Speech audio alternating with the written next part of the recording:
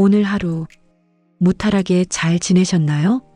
수많은 사람들 속을 바쁘게 걸었지만 문득 마음 한구석이 텅 빈 것 같다고 느낀 적은 없으신가요?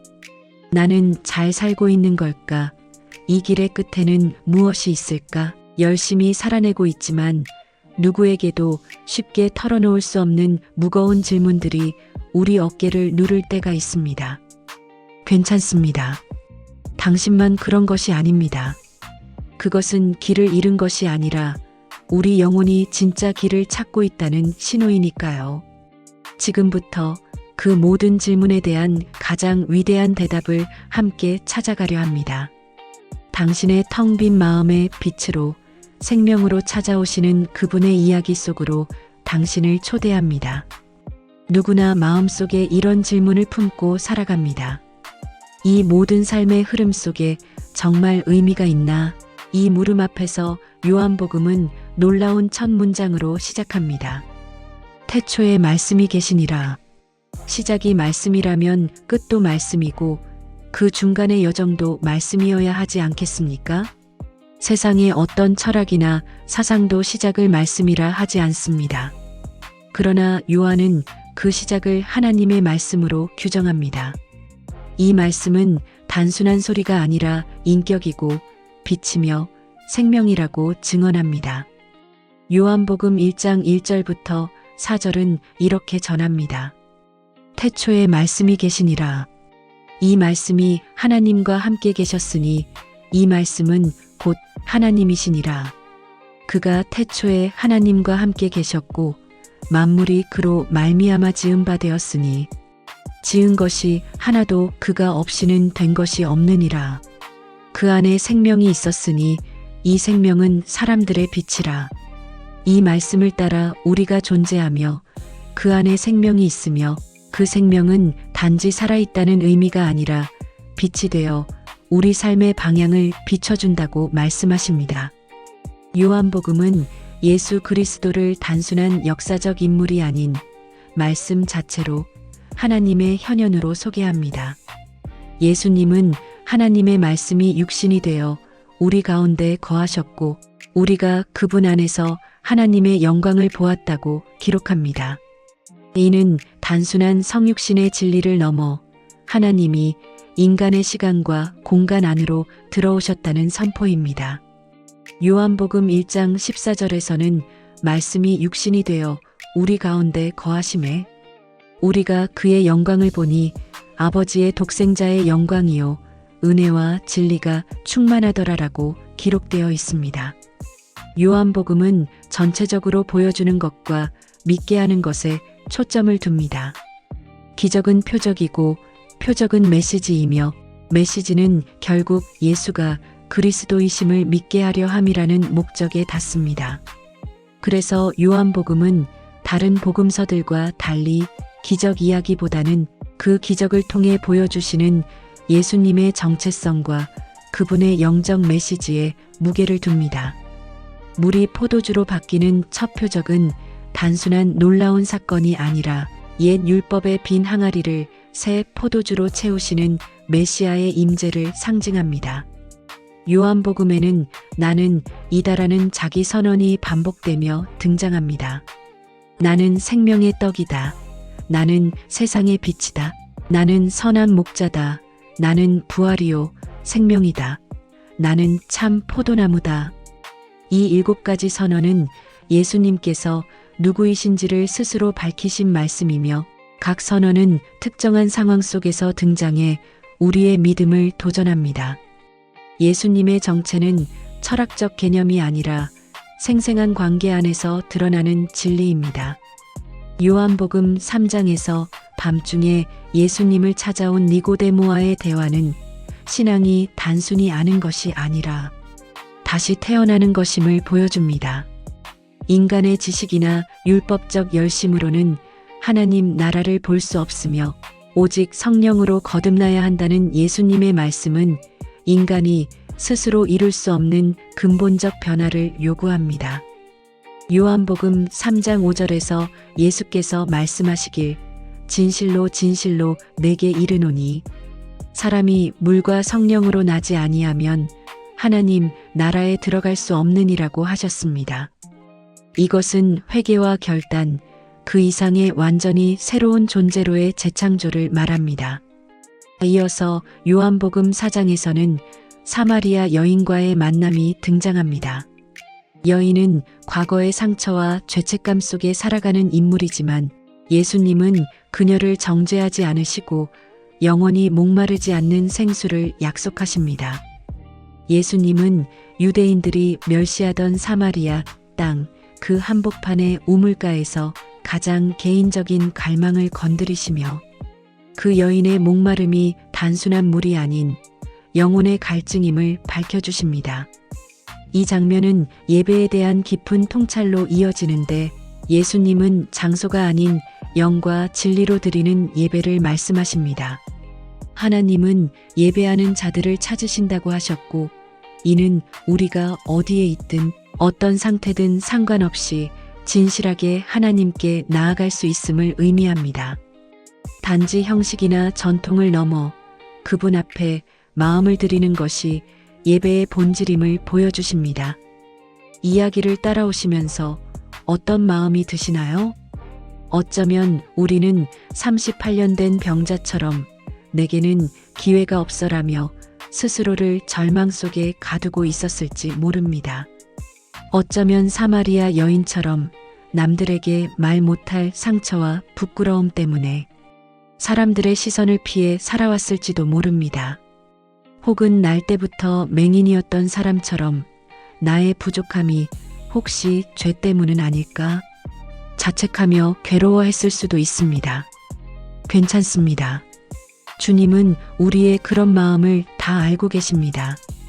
그분은 우리의 문제를 판단하기 위해 오신 것이 아니라 우리의 가장 깊은 아픔을 만져주기 위해 오셨습니다. 당신이 스스로 포기했던 바로 그 자리, 아무도 알아주지 않던 당신의 눈물, 그 모든 순간에 주님은 함께 계셨습니다. 이제 그분이 당신의 마음에 어떻게 말씀하시는지 조금 더 귀 기울여 볼까요? 요한복음 13장부터 예수님은 제자들과 마지막 만찬을 나누시는 장면으로 들어가십니다. 공생애의 마지막 밤, 예수님은 십자가를 앞두고 계셨고 죽음을 향한 시간이 다가오고 있었습니다. 그 긴박한 순간에 예수님이 하신 일은 놀랍게도 제자들의 발을 씻기는 것이었습니다. 당시 발을 씻기는 일은 가장 낮은 종이 맡는 일이었습니다. 그러나 그 일을 하나님의 아들이 친히 하셨습니다. 예수님은 겉옷을 벗고 수건을 허리에 두르시고 대야에 물을 담아 제자들의 발을 씻기셨습니다. 이 장면은 단지 봉사의 의미를 넘어 십자가 앞에서 보여주신 예수님의 마음을 가장 극적으로 드러냅니다. 베드로가 주여, 제 발을 절대로 씻기지 마십시오라고 하자 예수님은 내가 너를 씻기지 아니하면 내가 나와 상관이 없느니라고 대답하십니다. 이는 단순한 위생이 아니라 속죄와 관계의 상징입니다. 예수님의 씻김을 받아야만 우리는 그분과 하나 될 수 있다는 사실을 이 한 장면이 보여줍니다. 그리고 예수님은 말씀하십니다.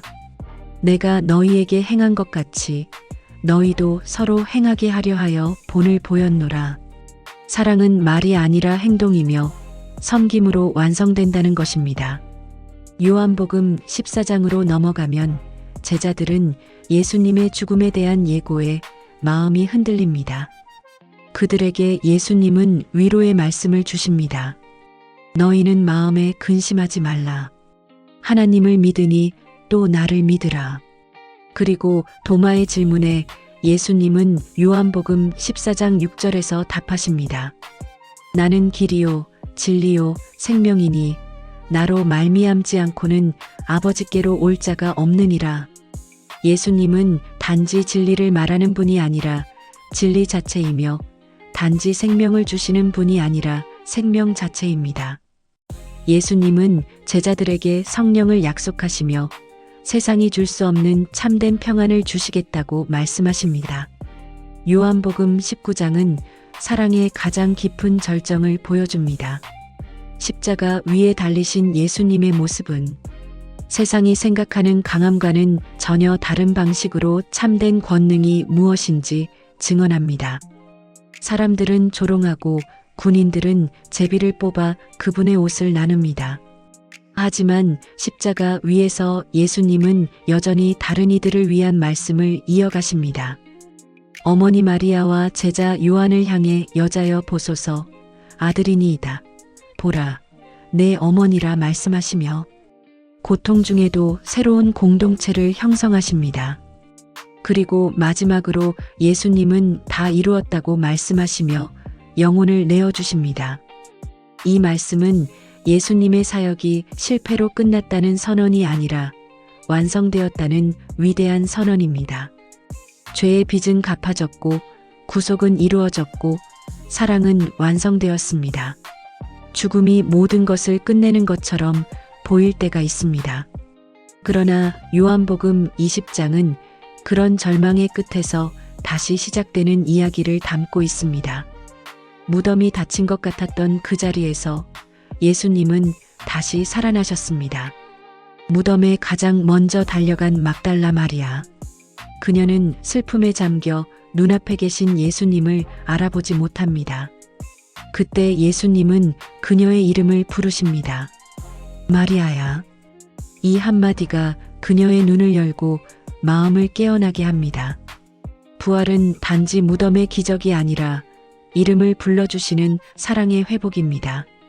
이후 예수님은 두려움에 문을 닫고 숨어있던 제자들에게 찾아오십니다. 그 닫힌 문을 뚫고 들어오셔서 말씀하십니다. 너희에게 평강이 있을지어다. 실패와 배신, 두려움과 후회 속에 찾아오셔서 전하신 새 출발의 선언입니다. 하지만 그 자리에 없었던 도마는 부활을 믿지 못합니다. 예수님은 다시 나타나셔서 도마에게 직접 손과 옆구리를 보여주시며 말씀하십니다. 믿음 없는 자가 되지 말고 믿는 자가 되라. 그때 도마는 무릎 꿇고 고백합니다. 나의 주님이시며 나의 하나님이시니이다. 인생에는 도무지 다시 시작할 수 없을 것 같은 실패가 있습니다. 베드로에게는 예수님을 3번 부인한 그 밤이 바로 그런 실패였습니다. 요한복음 21장은 그 실패의 자리에서 예수님과 다시 마주한 베드로의 회복 이야기로 시작됩니다. 예수님의 부활 이후 베드로는 갈릴리로 돌아가 밤새도록 물고기를 잡지만 아무것도 얻지 못합니다. 그 새벽 예수님께서 해변에 서서 말씀하십니다. 그물을 배 오른편에 던지라. 순종했을 때 수많은 고기가 잡히고 그 순간 베드로는 주님이심을 깨닫고 물로 뛰어듭니다. 해변가에서 예수님은 숯불을 피우시고 생선과 떡을 준비해 제자들과 식사를 나누십니다. 상처가 일어난 자리에서 치유가 시작됩니다. 예수님은 베드로에게 3번 물으십니다. 요한의 아들 시몬아, 내가 이 사람들보다 나를 더 사랑하느냐? 베드로는 근심하며 말합니다. 주님, 모든 것을 아시오매 내가 주님을 사랑하는 줄을 주께서 아시나이다. 예수님은 그에게 내 양을 먹이라 말씀하십니다. 이것은 단순한 용서가 아니라 다시 사명을 맡기시는 장면입니다. 실패자는 용서받는 것으로 만족하기 쉽지만 예수님은 용서에서 멈추지 않으시고 회복된 자에게 다시 사명을 주십니다. 요한복음의 마지막 장은 베드로의 실패가 회복되는 이야기로 끝이 났습니다. 하지만 그것이 정말 끝일까요? 아닙니다. 그것은 바로 당신의 이야기가 시작되는 지점입니다. 예수님을 모른다고 부인했던 베드로의 실패보다 그를 다시 찾아오신 주님의 사랑이 더 컸던 것처럼 우리의 수많은 실수와 넘어짐보다 우리를 다시 일으켜 세우시는 하나님의 은혜가 언제나 더 큽니다. 나는 자격이 없어라고 주저앉아 있던 당신의 이름을 오늘 주님이 부르십니다. 다시 시작하기엔 너무 늦었어라고 포기했던 당신의 손을 오늘 주님이 잡아주십니다. 실패의 숯불 앞에서 따뜻한 아침 식사를 차려주셨던 그 사랑으로 오늘 당신의 차가운 마음을 녹여주실 것입니다. 그 사랑 앞에서 우리도 베드로처럼 고백할 수 있기를 원합니다. 주님, 제가 주님을 사랑하는 줄 주께서 아십니다. 이제 그 사랑의 음성을 마음에 담고 조용히 기도하는 시간으로 나아가겠습니다. 하나님 아버지, 주의 말씀을 듣는 동안 제 마음이 얼마나 멀어져 있었는지 깨닫게 하시니 감사합니다. 제 안에 교만과 무관심, 습관이 되어버린 무기력한 신앙을 불쌍히 여겨주시고 다시 아버지께 돌아가는 은혜를 허락해 주십시오. 주의 인자하심으로 제 마음을 만져주시고 하나님의 음성에 다시 민감해지게 하시며 꺼졌던 회개의 불씨가 다시 타오르게 해주십시오. 이 시간 무너진 예배와 흐려진 믿음 앞에 다시 서오니 주님, 저를 회복시켜 주시고 말씀 안에 굳건히 서는 자 되게 하소서. 예수님의 이름으로 기도드립니다. 아멘. 이 영상이 여러분에게 말씀의 빛이 되었다면 좋아요로 응답해 주시고 아래 댓글에 아멘이라고 남겨주세요. 하나님의 말씀이 여러분 안에서 다시 살아나길 바랍니다. 성경 약속이었습니다.